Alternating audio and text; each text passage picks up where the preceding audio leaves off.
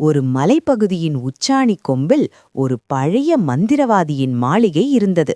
அந்த மாளிகையை சுற்றி எப்போதும் ஒரு விதமான ஊதா நிற புகை சூழ்ந்திருக்கும். அந்த புகைக்குள் யாராவது சென்றால் அவர்கள் அப்படியே சிலையாக உறைந்து போவார்கள் என்பது அந்த ஊர் மக்களின் பயம். அந்த மாளிகையில் குரோலக் என்ற மந்திரவாதி வாழ்ந்து வந்தான். அவன் ஒரு விசித்திரமான மந்திர கண்ணாடியை வைத்திருந்தான். அந்த கண்ணாடியை பார்த்து அவன் ஒரு மந்திரத்தை சொன்னால் எதிரில் இருப்பவர்கள் அப்படியே சிலையாக மாறிவிடுவார்கள். இப்படி அவன் அந்த ஊர் மக்கள் பலரை சிலைகளாக மாற்றி தன் மாளிகையில் அலங்காரமாக வைத்திருந்தான். இந்த கொடுமையை நிறுத்த விக்ரம் என்ற வீரன் ஒருவன் வந்தான்.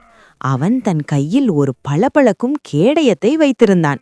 அவன் மாளிகைக்குள் நுழைந்ததும் குரோலக் தன் மந்திர கண்ணாடியை தூக்கி மந்திரத்தை சொல்லத் தொடங்கினான். குரோலக் மந்திரத்தை சொன்ன அந்த நொடியில் விக்ரம் தன் கேடயத்தை முன்னோக்கி பிடித்தான். மந்திர ஒலி கேடயத்தில் பட்டு தெரித்து நேராக மந்திரவாதி குரோலக்கின் மீதே விழுந்தது. அடுத்த நொடி மற்றவர்களை சிலையாக்கிய குரோலக் அவனே ஒரு கற்பாறையாக மாறிப்போனான். மந்திரவாதி சிலையானதும் அந்த ஊதா நிற புகை மறைந்தது. சிலைகளாக இருந்த மக்கள் அனைவரும் மீண்டும் மனிதர்களாக மாறினார்கள். அந்த மாளிகை ஒரு அழகான பூங்காவாக மாறியது. நீதி: மற்றவர்களுக்கு நாம் தோண்டும் குழி நமக்கே வினையாக முடியும்.